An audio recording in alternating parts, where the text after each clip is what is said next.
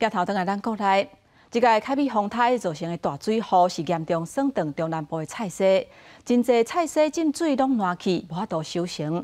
最近菜有可能就会较贵。也那农粮署预估，这绩效若要稳定，都要20天的时间。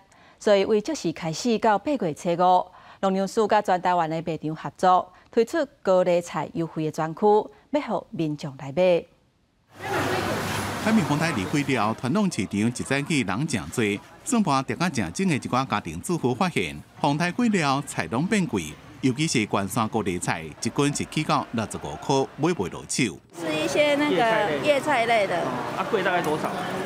哦，不止1成哦，可能要1成半以上了。根据台北龙山运销公司公布上新的批发绩效，二倍的蔬菜类是以绿芦笋1公斤370块上贵。 菜色的甜大东虾、加白笋、青葱1公斤也拢到200块以上。高丽菜是1公斤47，比前一天68块小可有半。为了要防止业者有关绩效，农粮署也甲全台湾的卖场合作，自这么开始到8月初5，伫咧杀高丽菜优惠专区。青菜还是要吃啊，没有办法啦。对，所以我觉得那么台风这种灾损也是很正常。